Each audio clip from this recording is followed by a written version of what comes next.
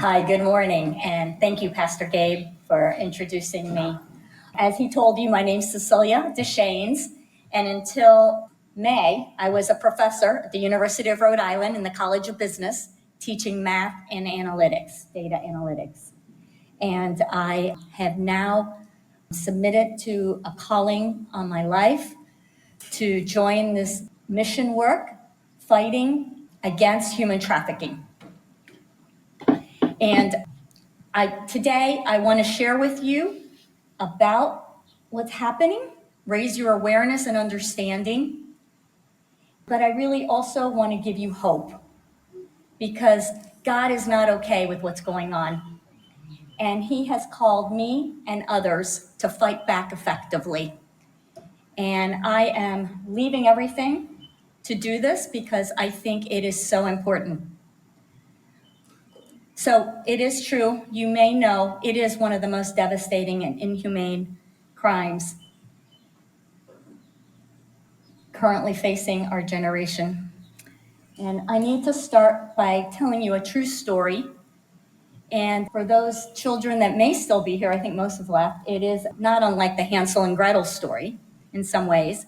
It is a true story, and the only thing that I'm changing is the name of Sumi, who was a young girl from Bangladesh, from a very poor part of the city. And she was befriended by another young girl who went by the name of Munira, who told her about a very friendly beauty parlor in India where she had worked for 6 months, and they had provided food and lodging, and she was able to save everything that she earned and bring it home. And now that she was back, they asked her if she could help them find someone to replace her. And it didn't matter if she didn't know how to cut hair. She was going to start out by doing laundry and cleaning, and they would teach her what she needed to know. So Sumi fell for this great opportunity, just like the kids in Hansel and Gretel followed the candy. And when Munira arranged for her to cross the border illegally into India and get on a train, gave her a train ticket, and when she got off, she was in a distant part of India where she couldn't speak the language or read the alphabet. She had no way, her phone was no longer working. She was picked up and taken to this beauty parlor. And on the second day, a very bad man named Buhira came and hurt her very badly. And I think adults know what that means. And demanded that she work as his slave and let other men hurt her badly. And she said no. So he began to beat her and starve her and continue to hurt her until she finally agreed. So sadly, this story is happening all over the world, stories like this, and it is happening it's the fastest growing criminal industry in the world today. It's second only behind the drug trade. And in 2020, it was estimated to be a $150 billion business that affects all walks of life. Human trafficking is defined as moving somebody into slavery. And it happens just like in this story, what happened with Sumi. Like with Hansel and Gretel, the witch at the end tries to eat them. The way it happens is sort of hidden, and it's hard to know exactly, but it is, according to the International Labor Organization right now, about 50 million people in the world today are currently enslaved. I had no idea it was this bad, but it is, and that, to put that number in perspective, is 1 in every 160 people alive. And it is growing at a rate of 800,000 per year, which is over 2,000 a day. And by the time I'm done talking to you today, this will have happened to about 46 people. God loves everyone more than you love the person you love the most. So to get the truest understanding of what's going on, you have to imagine this happening to the person you love the most.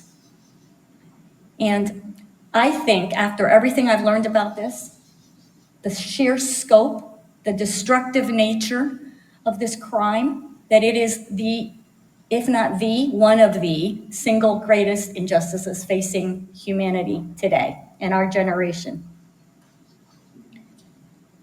And here's where I come to give you hope. What if we can fight back? And I'm here to tell you, I found a way to fight back that's working and is effective. And is part of the reason I'm giving up everything to be part of this. I found out about the work that Love Justice is doing at Soulfest, which is, for those of you who may know, it's a Christian music festival that was until recently up in New Hampshire. And in between the bands switching out, Love Justice came on. And they started sharing, and I just broke my heart, still does. And I went and told my husband, I think I need to go talk to them. And so I went and talked to them, and I found out about the way people are fighting back. So the way people are fighting back involves one of three models, they're called. So the first model is called pre-trafficking. And by the way, all these models are really important. Pre-trafficking is where they go in to poor villages and poor cities, poor communities, and they try to raise awareness. So they go to churches, community centers, schools, and they try to help people understand how not to fall for these tricks, these scams. While super important that we do this, there's no way to tangibly measure how effective that is. The other end of the trafficking spectrum involves what are called the post-trafficking models, and those involve the rescue operations. For those of you who saw the movie Sound of Freedom, this is the work that Tim Ballard and Operation Underground Railroad, the Tim Tebow Foundation, there's some others, organizations working in the rescue. And while this is very important, it's very expensive and it's very dangerous.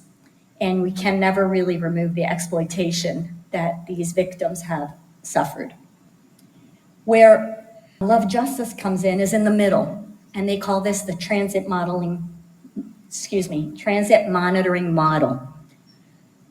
Love Justice began as a mission of a group of young men who went to Nepal to help the orphaned and abandoned children in Nepal. And they came face to face with this horrible sex trafficking problem. And I believe God inspired them with this model to fight back. In this model, what they do is they look for specific signs of trafficking. They call these red flags. That's why their logo is a red flag.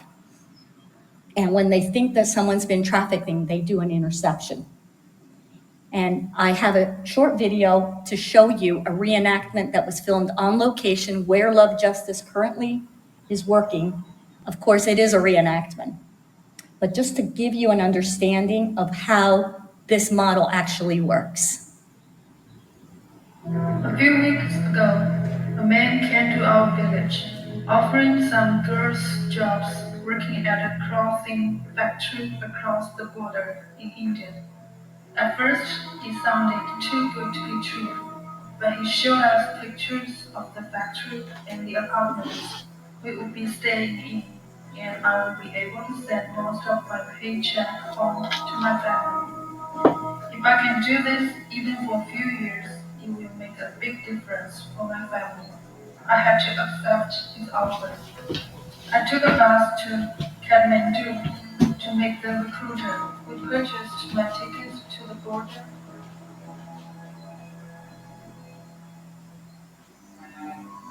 What I'm not doing, I'm traveling to a country I've never visited for a job that I don't know how to do. That was arranged by a man I just met. Desperation makes you do crazy things.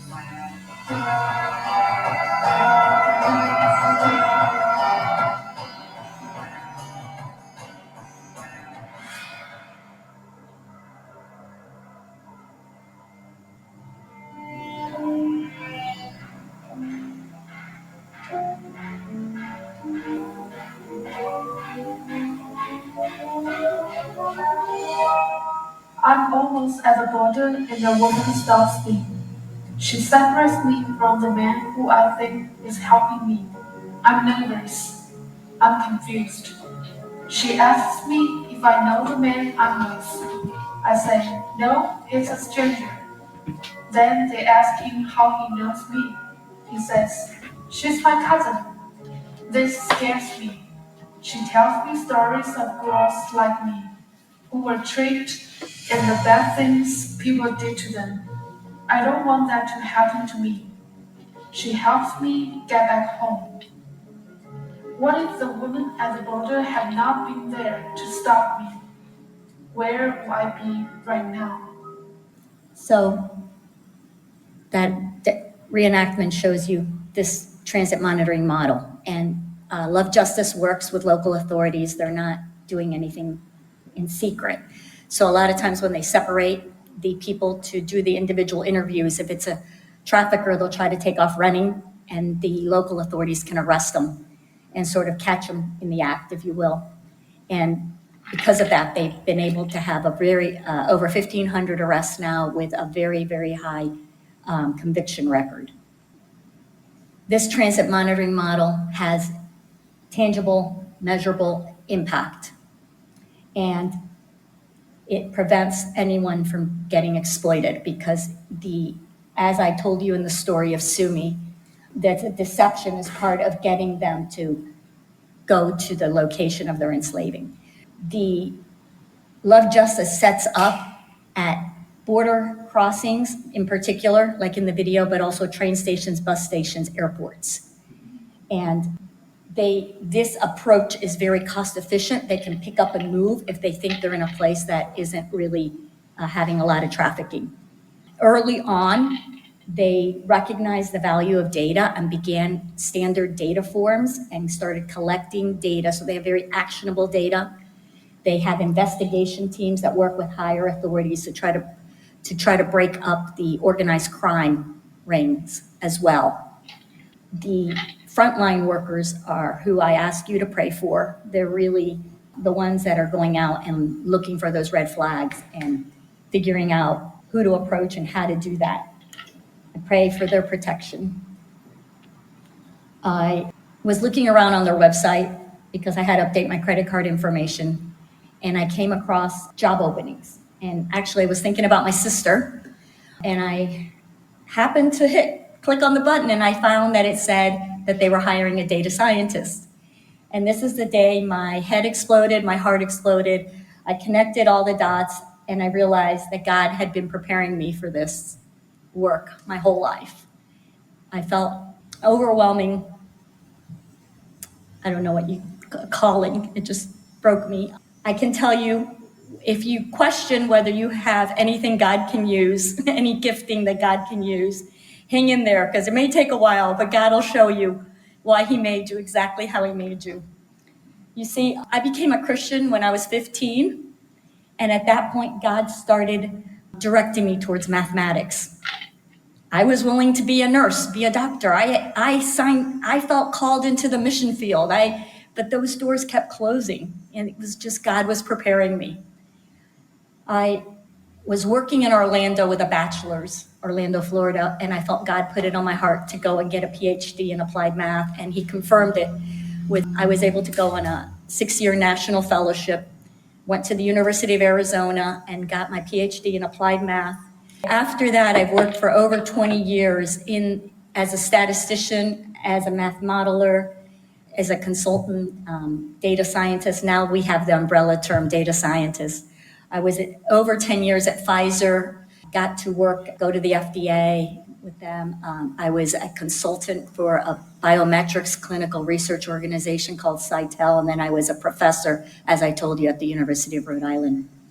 What I realized is God was preparing me because the way that Love Justice is using data science is they are using all that data that's collected from every one of those intercepts to try to really figure out what are the red flags to look for. And that can vary by location and by area. As I looked into this potential calling, and was it going to be with Love Justice or someone else, I wasn't sure, but I was so blessed by everything I learned about Love Justice. Their mission is to share the love of Jesus Christ by fighting the world's greatest injustices. And everything they do is based on the foundation of their core values. The first core value is to be the kingdom.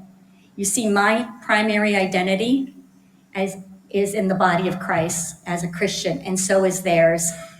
This temporary shell of Love Justice is just a way for God to allow us to be his hands and feet. They do almost everything they do through local churches, and they're an evangelical organization that they believe in the supreme importance of sharing the gospel. But they participate in this justice work because they feel that sharing the gospel without helping the least of these isn't really sharing the gospel, because the gospel is a gospel of love, and love is not idle in the face of people's sufferings. They believe that part of their calling is to share with the church to love justice. Another one of their core values is to help those who need it most, because they believe Jesus when he said, "Whatever you do for the least of these, you're doing for me." And finally, another core value that I'll be, as a data scientist, particularly focused on will be in do much with little. They believe in having the most cost-effective strategies to make the greatest possible difference in the life of the least of these. And they strive to make every dollar count by constantly learning and improving. I've never seen anything like it. One of their global values is radical accountability, and they really mean it. And they want to continually figure out how to improve what they do and how they do it. At this point, they've crossed the 64,000 number of lives spared from a life of slavery. They're in 31 countries now with 57 transit monitoring stations.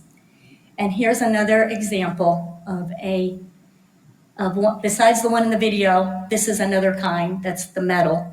And as you can see, there's not a huge budget going into these, but they're easily picked up and moved to places where they would be the most effective. The kind of work I'll be doing will impact all the transit monitors and all the work at Love Justice. As I told you, that they were collecting data early on. They now have the world's largest database of human trafficking information called Searchlight. This is an example of a heat map. A heat map is taking all that information from all those 64,000 intercepts and tries to identify where are the locations where it's most likely happening. The project that's waiting for my day one for me to start is to convert this heat map into a predictive heat map. And just like you see the path of hurricanes or nor'easters forecast, a predictive heat map would then take other information along with the historical data and try to predict where the traffickers are going so as to be most effective in stopping them.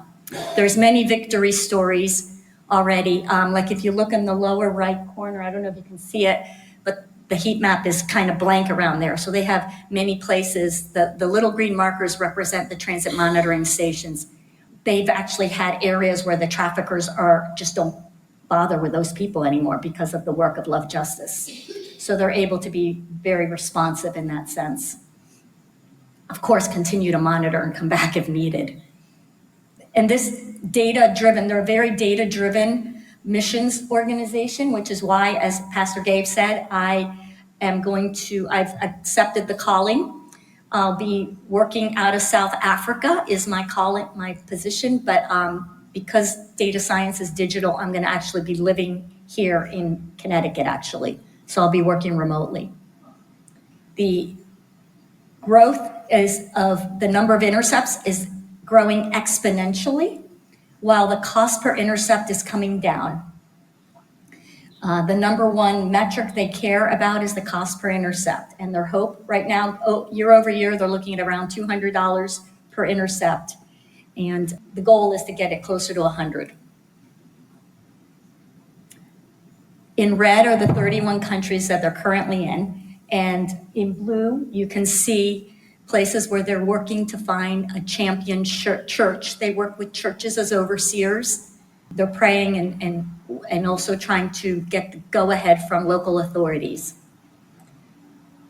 So to my great delight, after a very intensive interview process, they offered me the position and I accepted it.